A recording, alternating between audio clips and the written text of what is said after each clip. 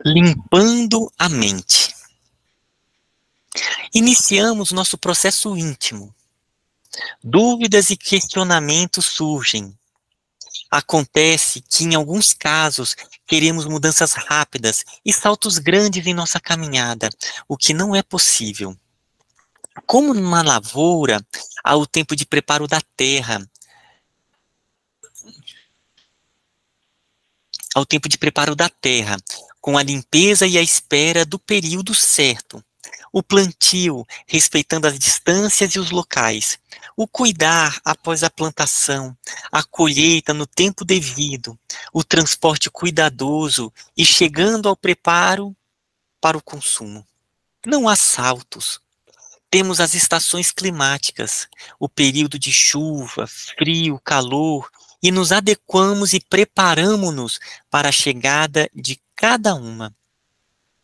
Em nossa reforma íntima, há situações e períodos semelhantes, com o estudo do Evangelho, os exemplos de Jesus, as preces e a caridade.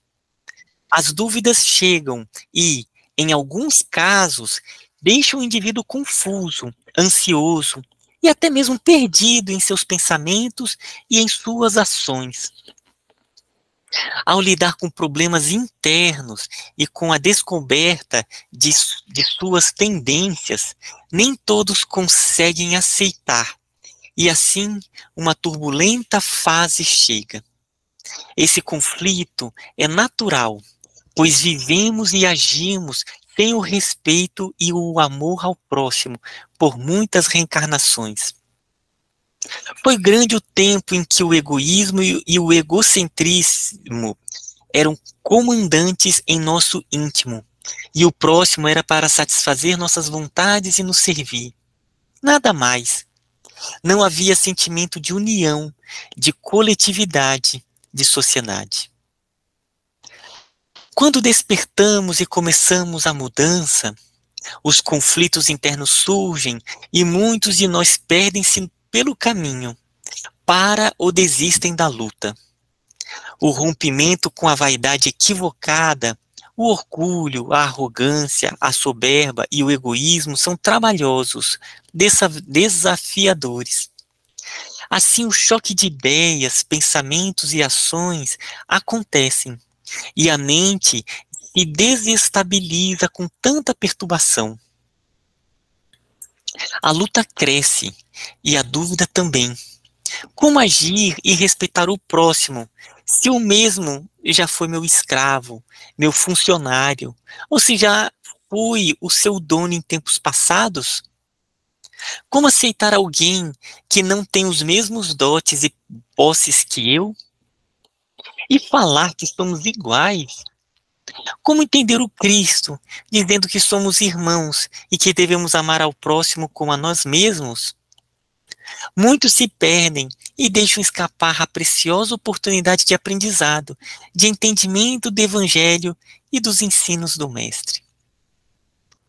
Outros preferem continuar com os mesmos atos, vícios e pensamentos, com prazeres momentâneos, sem vontade de mudar. Mas chegará o momento em que todos, sem exceção, serão tocados e atingidos pela verdade, pelo amor cristão, e a consciência chegará cobrando atitudes renovadas e a busca pelo bem, pelo alto, Deus. Há companheiros que iniciaram sua melhoria e mudança com mais aceitação e discernimento. As dúvidas apareceram e a sensação de estarem perdidos foi a mesma. Mas por quê? Toda nossa mudança gera atitudes e conflitos, mudança no pensar, no agir, na visão e nos sentimentos são ações que realizaremos conscientemente, e a responsável pela execução é a nossa mente. Aqui é o local de controle racional de nossas atitudes. O equilíbrio e pureza em nosso campo mental virão com a prece, com a conexão divina, com a confiança na mudança e na vitória interna. Ai, que bonita essa parte aqui, né?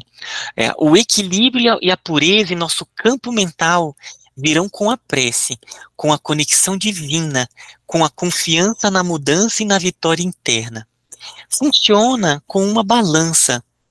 Temos de um lado nossa bagagem adquirida com as reencarnações, com os sentimentos, sensações e decisões realizadas, e do outro lado o novo homem, o homem de bem, apresentado por Deus com a vinda de Jesus como um modelo a ser seguido, após toda a preparação dos profetas e todos os ensinamentos e mandamentos anteriores à sua chegada.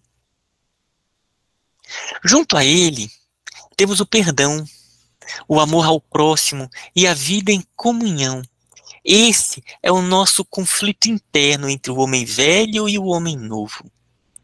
Vamos retirando aos poucos, sem interrupções, raízes antigas que dificultam nosso crescimento e colocando o amor e oração no lugar.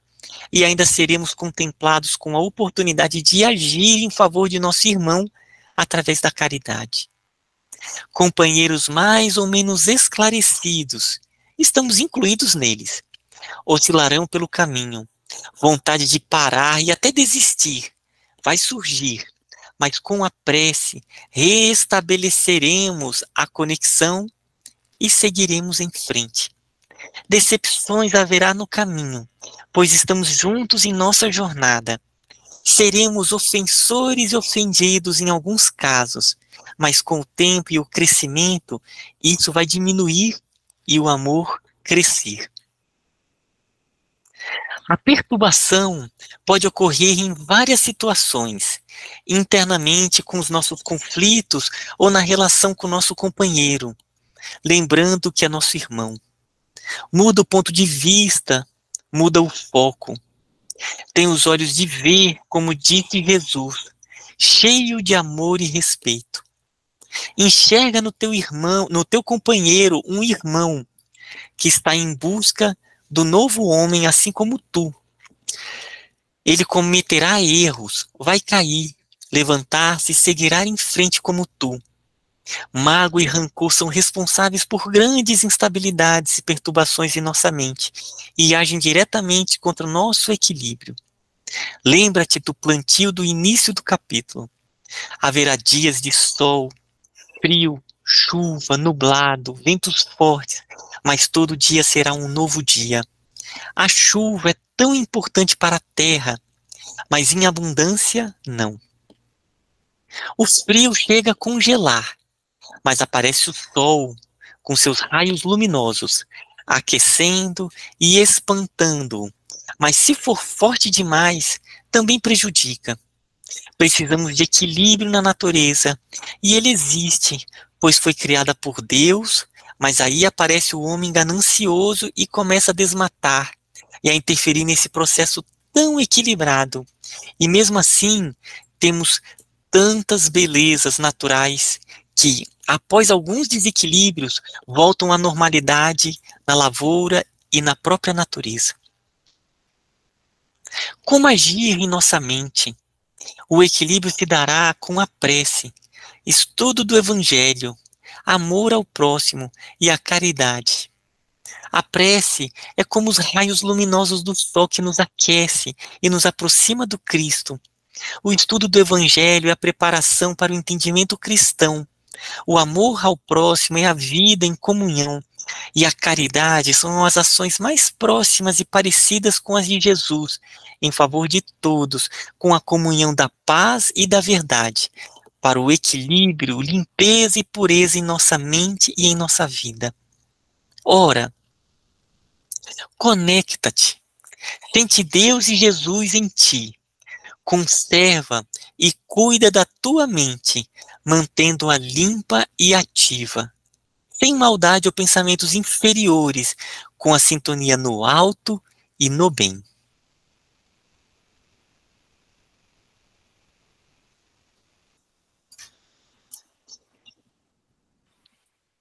E ver a imagem assim do sol, né? Como a mensagem que a gente recebeu também.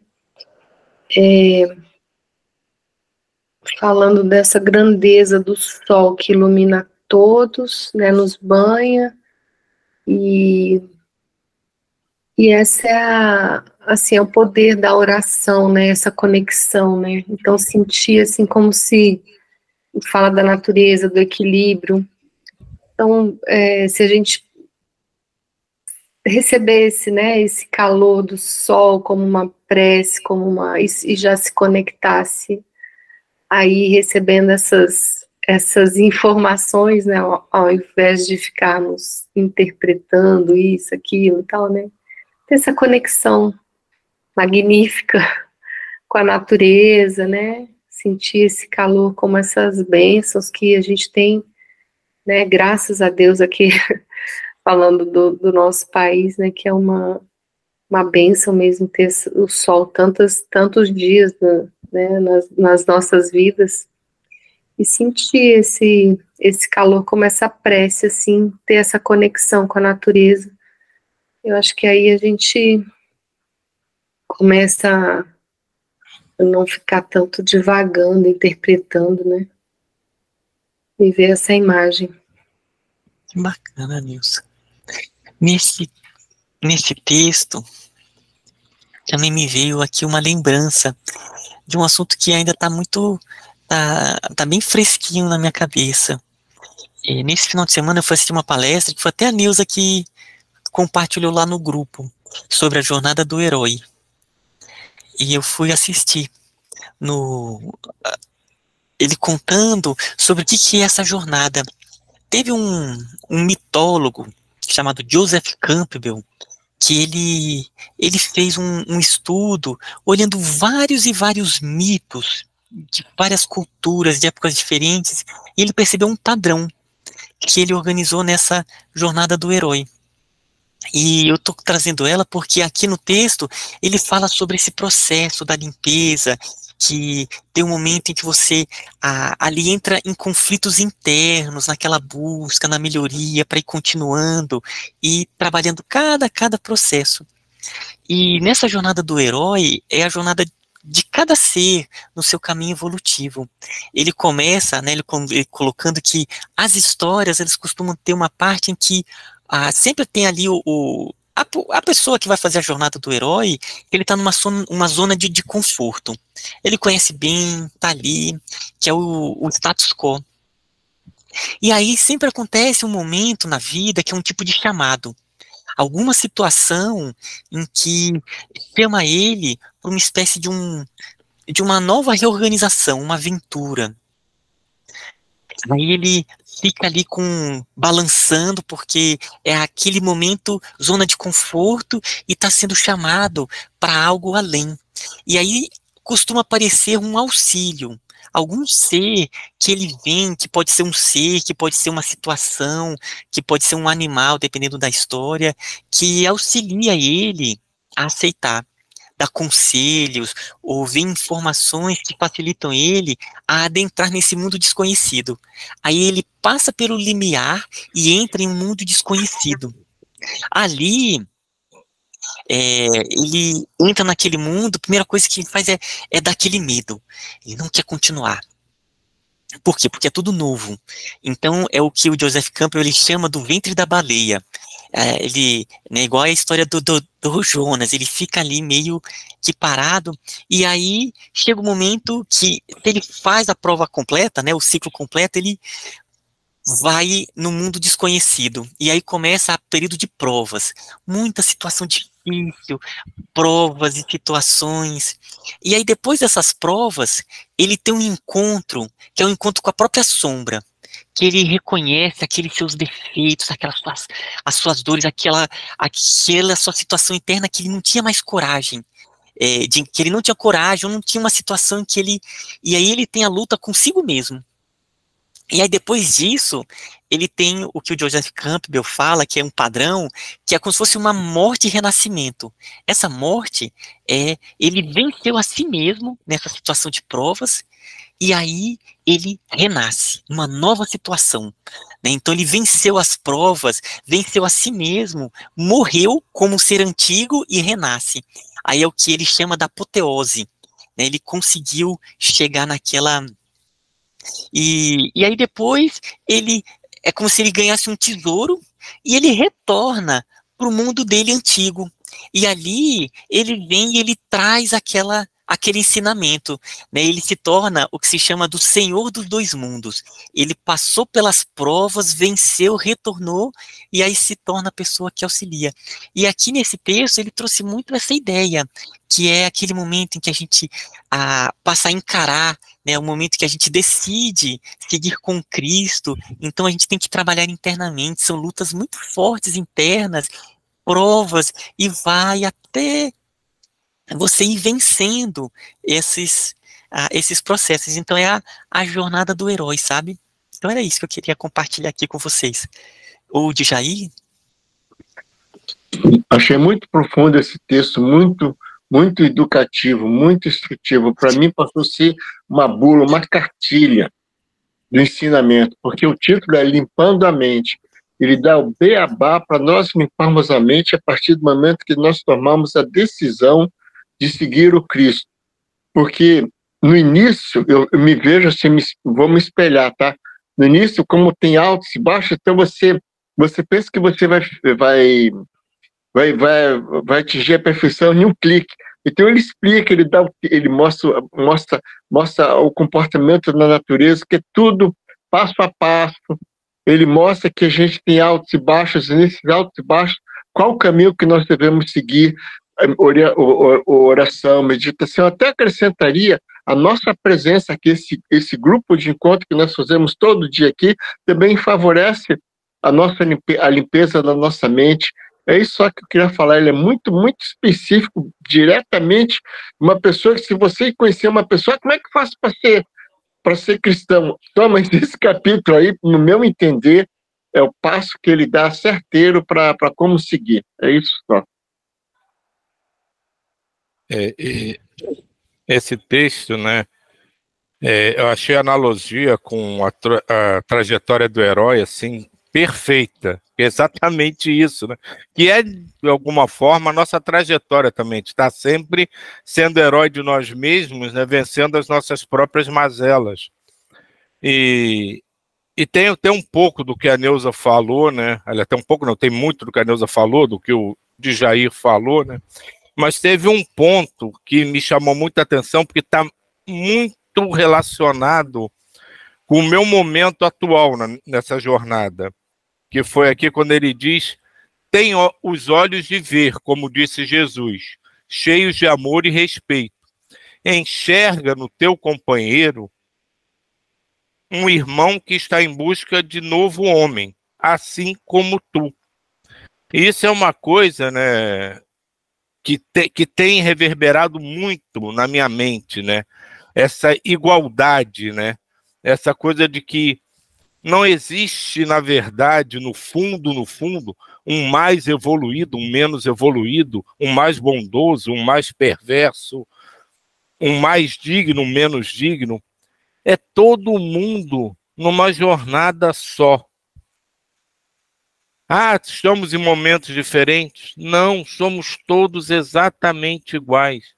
A gente pode ver arestas diferentes da mesma situação, mas a gente está tudo muito próximo um do outro. E essa descoberta,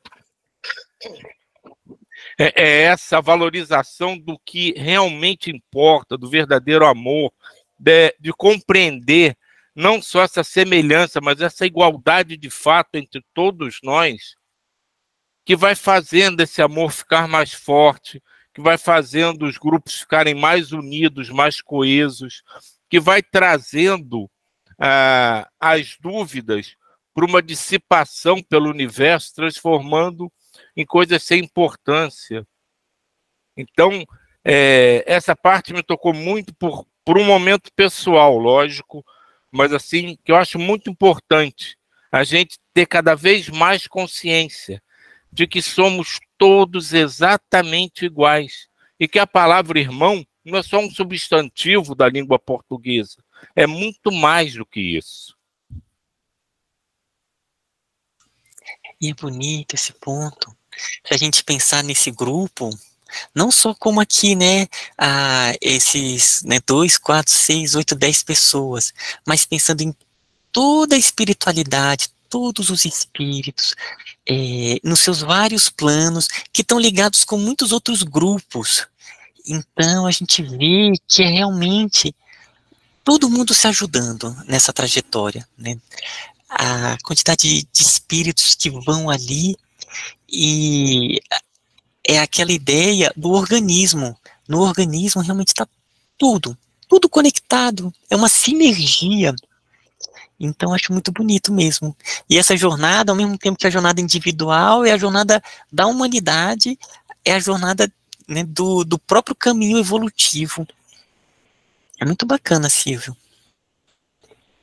E ouvindo você, me veio uma analogia que para mim, assim, me emociona e que eu compartilho com vocês.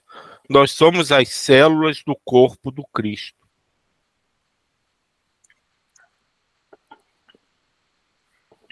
É bonito que o Paulo falou isso. Eu penso, sabe como é que eu penso? Eu penso que nós somos células de Deus, do corpo de Deus. Aí essa coisa que eu fico quando eu vejo toda essa humanidade, penso assim, eu sou simplesmente uma mitocôndria, alguma coisa assim. É justamente nessa, eu também penso assim, me vejo assim.